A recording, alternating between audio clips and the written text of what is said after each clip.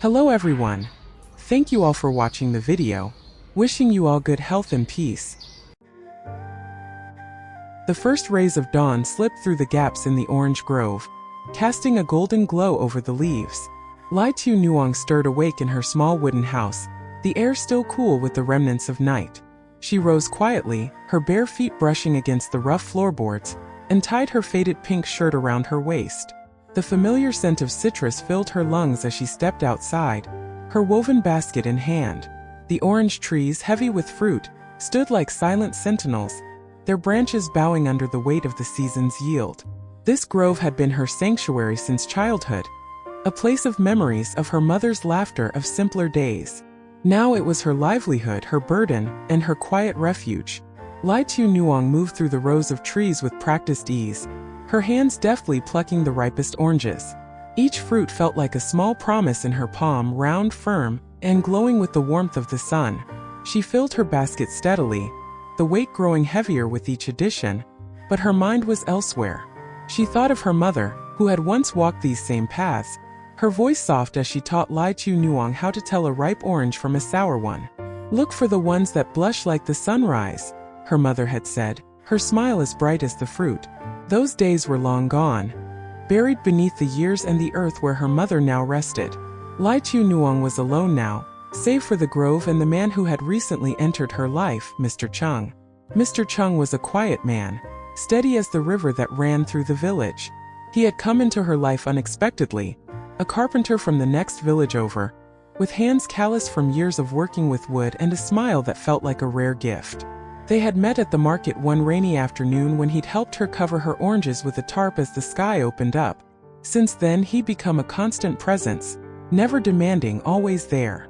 He'd sit with her under the orange trees, sharing stories of his work, his dreams of opening a small workshop one day. "I'll build you a proper table," he'd said once, his eyes crinkling at the corners. "One that doesn't wobble when you set your bowl down." Lai Tu Nuong had laughed, but inside her heart had trembled. She wanted to believe in his promises, in the future he painted with his words. But she had learned long ago that promises, like the wind, could slip through your fingers. Her basket full, Lai Tu Nuong hoisted it onto her back, the bamboo straps digging into her shoulders. She adjusted her conical hat and set off down the dirt path toward the village market. The morning was alive with sound, the chirping of birds, the distant hum of a motorbike, the rustle of leaves in the breeze. The path wound through fields of green, past houses with thatched roofs and children playing in the dust. At the market, the air buzzed with the chatter of vendors and buyers. Lai Tu Nuong spread a mat on the ground and arranged her oranges in neat piles, their vibrant color drawing the eyes of passers-by. "Fresh oranges straight from the grove," she called, her voice soft but clear. The morning passed in a blur of transactions. An old woman bought a kilo for her grandchildren, a young mother haggled for a better price, and a neighbor stopped to chat about the weather. "Lai Tu Nuong, when are you and Mr. Chung tying the knot?" the neighbor teased, her eyes twinkling. Lai Tu Nuong smiled, brushing a strand of hair from her face. "We'll see," she said simply, but the question lingered in her mind like a stubborn thorn. She and Mr. Chung had never spoken of marriage, not directly. He was kind, dependable, but there was a part of him that felt distant, like a shadow she couldn't quite touch. She wondered if he saw her as a partner, or merely a companion to pass the time. By noon her oranges were sold.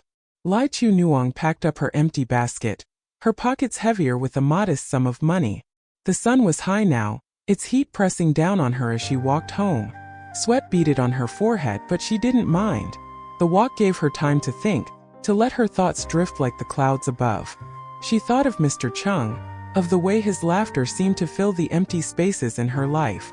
She thought of her mother, of the lessons she'd left behind. And she thought of herself, of the woman she had become, strong but weary, hopeful but cautious. Back at her house, Lai Tu Nuong set her basket by the door and stepped into the small kitchen. The room was sparse with a single wooden table, a clay stove, and a shelf of mismatched dishes. She lit the stove, the flames crackling as they consumed the dry twigs she'd gathered the day before. A pot of water went on to boil, and she pulled out a packet of instant noodles, simple fare but comforting in its familiarity. As the water bubbled, she heard the creak of the gate outside. Mr. Chung had arrived right on time. He stepped into the yard, a bottle of fish sauce in one hand and a grin on his face. "How were the oranges today?" he asked, setting the bottle on the table. "Good," Lai Chu Nuong replied, her lips curving into a smile. "I saved a few for you to take to your mother." Mr. Chung nodded, his eyes warm. "She'll like that. She's always saying your oranges are the sweetest in the village." They sat down to eat, the steam from the noodles rising between them. Lai Chu Nuong had added a handful of greens from her garden, their bright green a stark contrast to the pale noodles. The meal was simple, but there was a quiet intimacy in the act of sharing it. They talked as they ate, their conversation meandering like the river outside. Mr. Chung told her about a chair he'd finished for a client, about the new road the village was planning to build. Lai Chu Nuong listened, her chopsticks pausing occasionally as she watched him. There was a light in his eyes when he spoke of his work, a passion that made her heart ache with a strange mix of admiration and longing. She wanted to be part of that light, to be more than just a listener. But she didn't know how to ask for it, or if she even had the right to.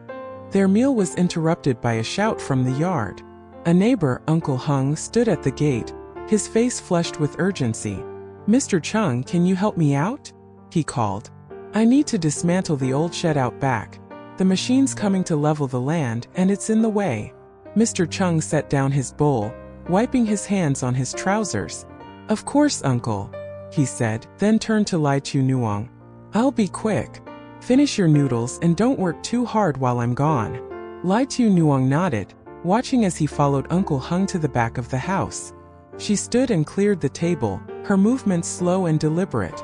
Through the window, she could see the two men working on the shed, their voices carrying over the sound of splintering wood. Mr. Chung swung a hammer with steady precision, his shirt clinging to his back as he moved. Lai Chu Nuong watched him, her hands still in the soapy water of the dish basin. There was something comforting in his strength, in the way he threw himself into the task without hesitation. But there was also a distance in it, a reminder that he had a life beyond her, a world she couldn't fully reach. The shed came down quickly, its bamboo frame collapsing into a pile of debris. A bulldozer rumbled in the distance, its engine growling as it prepared to level the land for the new road. Mr. Chung dusted off his hands and started back toward the house, but before he could reach the door, his phone rang. He pulled it from his pocket, his brow furrowing as he listened. "Yes, I'll be there soon," he said, his voice clipped. He hung up and looked at Lai Chu Nuong, who had stepped outside to meet him.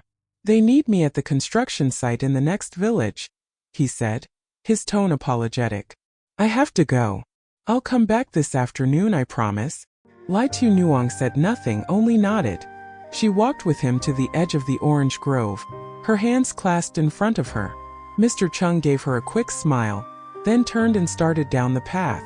She stood there, the sun warm on her shoulders, and watched his retreating figure. His green shirt blended into the foliage, his steps steady and sure. He didn't look back, and soon he was gone, swallowed by the curve of the road and the dust kicked up by his departure. Lai Chu Nuong remained where she was, her eyes fixed on the spot where he'd disappeared. The grove was quiet now, save for the rustle of leaves and the distant hum of the bulldozer. She felt a hollowness in her chest, a quiet ache that she couldn't name. She thought of Mr. Chung's promise to return, of the way his voice had softened when he spoke to her. She thought of the life they could have together. A small house, a workshop for him, a garden for her. But she also thought of the phone call, of the way his work always seemed to pull him away. Was she a priority to him, or just a stop along his journey? The question gnawed at her, as persistent as the cicadas in the trees. The sun began to dip toward the horizon, painting the sky in shades of orange and pink. Lai Chu Nuong turned back to the house, her steps slow. She sat on the wooden bench in the yard, her hands resting in her lap. The air was cooler now, the heat of the day giving way to the gentle breeze of evening. She looked out at the grove, at the trees that had witnessed her joys and her sorrows. She thought of her mother, of the strength she'd carried in her quiet way. "You're stronger than you know," her mother had once told her, her hand warm on Lai Chu Nuong's cheek. Those words echoed in her mind now, a reminder of the resilience she'd inherited. But resilience didn't erase the longing in her heart. Lai Chu Nuong wanted more than survival. She wanted love, connection, a life that felt full. She thought of Mr. Chung, of the way he made her feel seen, even in his quiet way. She thought of the moments they'd shared, the meals, the laughter, the unspoken understanding between them. But she also thought of the distance, of the uncertainty that lingered like a shadow. Could she trust him to stay, to build a life with her? Or would he always be called away, leaving her to watch his back as he walked into the horizon? The first stars appeared in the sky, faint against the fading light. Lai Chu Nuong stood and walked to the edge of the grove, where she'd left a small basket of oranges. She picked one up, its skin cool against her palm, and peeled it slowly. The scent of citrus filled the air, sharp and sweet. She ate a segment, the juice bursting on her tongue, and closed her eyes. For a moment, she let herself imagine a future where Mr. Chung returned, where they sat together under these trees, their laughter mingling with the rustle of leaves. But she also imagined a future where she stood alone, strong and whole, her heart open to whatever came next. She didn't know what she would choose, if Mr. Chung came back, if he asked her to be his. She didn't know if she could let go of her fears, or if she could bear to let him go. But as the night deepened and the crickets began to sing, Lai Tu Nuong felt a small spark of clarity. She was more than her longing, more than her waiting. She was the daughter of the grove, the keeper of its memories, and she would find her way, whether with Mr. Chung or on her own. The orange grove stood silent around her, its branches swaying gently in the breeze. Lai Tu Nuong looked up at the sky, at the stars that seemed to whisper promises of their own. She didn't have the answers, not yet. But for now, she had the oranges, the night, and the quiet strength that had carried her this far. And that she knew was enough.